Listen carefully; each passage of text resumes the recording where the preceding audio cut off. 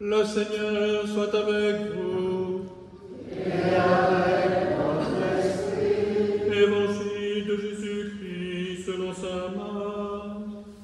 Gloire à toi, Seigneur. En ce temps-là, Jésus revint à la maison avec ses disciples, où de nouveau la foule se rassembla, si bien qu'il n'était même pas possible de manger. Les gens de chez lui, l'apprenant, vinrent pour se saisir de lui, car ils affirmaient « Il a perdu la tête ». Les scribes qui étaient descendus de Jérusalem disaient « Il est possédé par Belzéboul, c'est par le chef des démons qu'il expulse les démons ».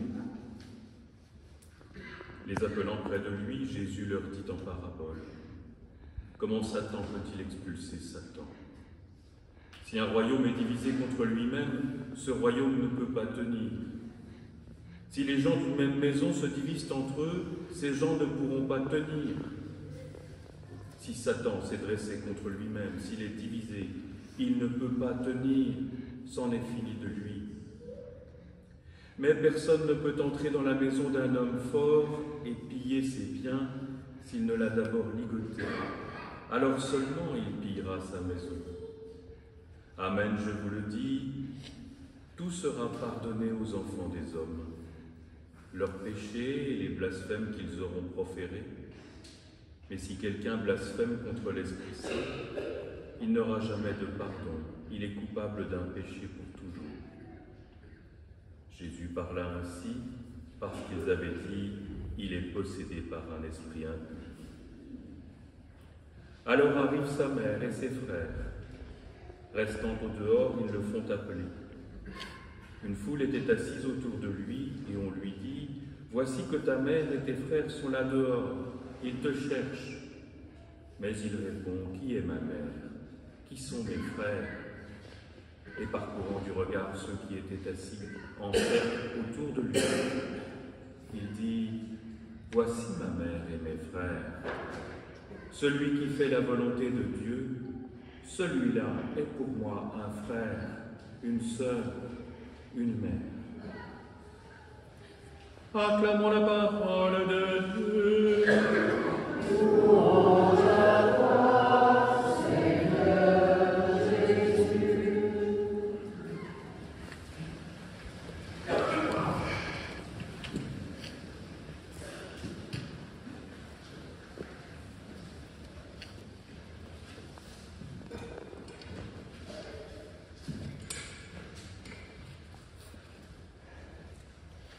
Bien-aimés de Dieu, ce 10e dimanche du temps ordinaire,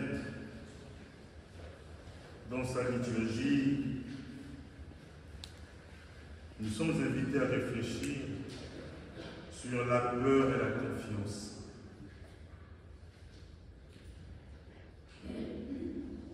Exceptionnellement, on peut commencer la méditation par le texte de la Genèse. Dans les chapitres de la Genèse, nous voyons que l'homme a du mal à se situer vis-à-vis de Dieu. Croyant que Dieu était une limite à sa liberté et à son désir d'autonomie. Cependant, nous remarquons dans l'Évangile, mais aussi dans le livre de la Genèse, que la peur nous dénude en révélant nos protections fragiles et nous déplace en provoquant la fuite. Quand on lit le livre de la Genèse, on voit très bien comment Adam et Ève veulent se justifier. Et ils se renvoient la balle. Et leur fragilité se révèle. Et pour saisir ce que dit le livre de la Genèse, Jésus, dans l'Évangile, enseigne.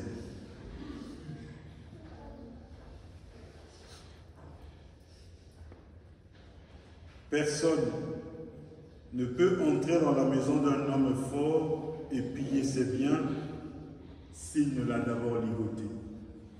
Alors seulement, il pillera sa maison.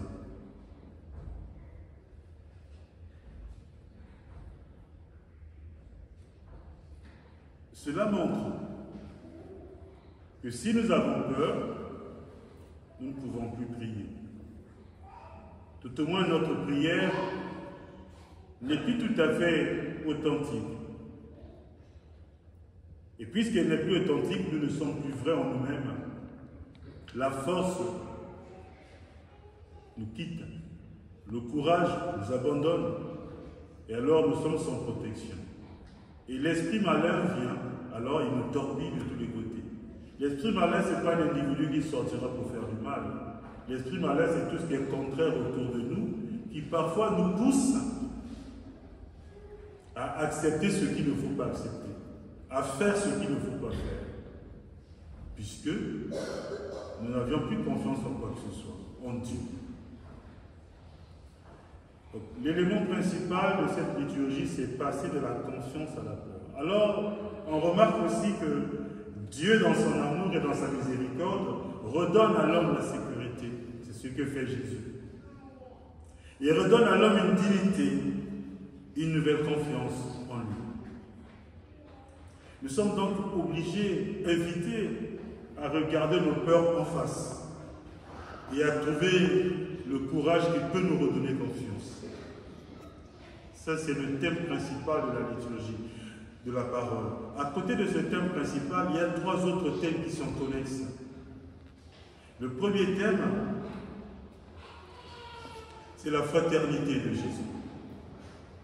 Beaucoup de gens lisent la Bible et parfois sous l'influence du protestantisme pensent que, oui, Jésus avait d'autres frères et sœurs. Non. Jésus est le Fils unique de Dieu. Il est le Fils unique né de Marie. Il est le Fils unique. Il ne peut pas avoir d'autres fraternités, une fraternité dans la lignée de Marie. Pour bien comprendre cela, il y a 2 indices. Le premier indice qu'il faut lire, ce sont les dogmes.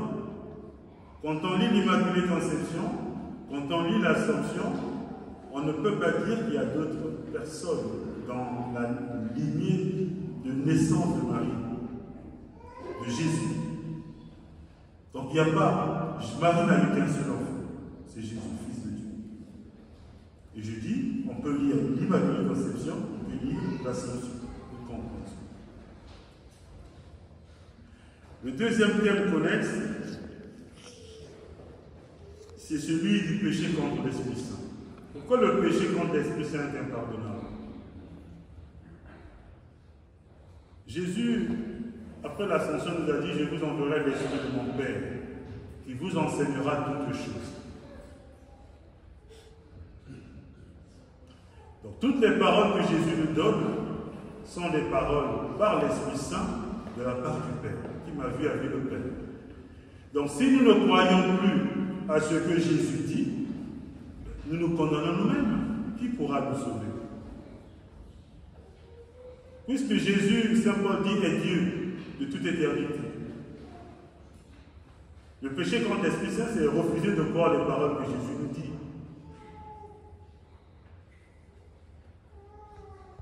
Et donc, il est impardonnable. Si je ne crois pas que Jésus est le Fils de Dieu, je suis dans le péché absolu. Qui va absoudre ce péché?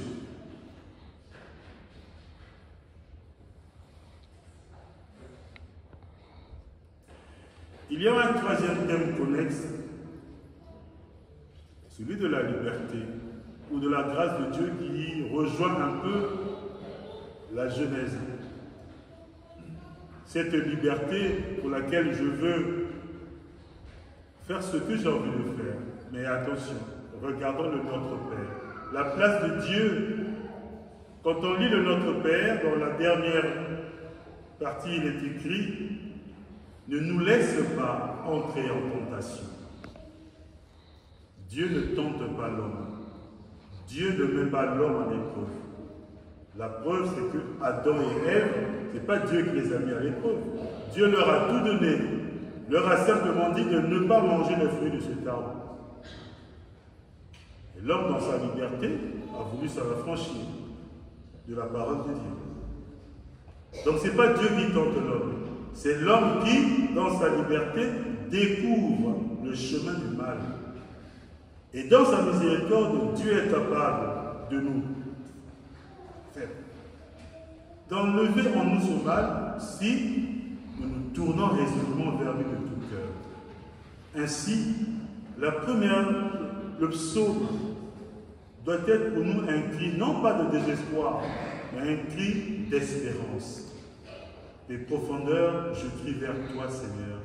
Seigneur, écoute mon appel. Que ton oreille se fasse attentive au cri de ma prière. Pourquoi ce psaume doit être un cri d'espérance? Parce que dans la vie de tous les jours, nous rencontrons des situations qui parfois baissent notre foi. Il y a des situations qui parfois nous éloignent totalement de l'Église. Vous avez déjà suivi ici des situations, même en Église, des situations qui ont fait trembler notre société. Et de ces situations-là, il y a des personnes qui ont dit « je ne viendrai plus à l'Église ». Je n'enverrai plus mon enfant au caté. Je ne ferai plus cela.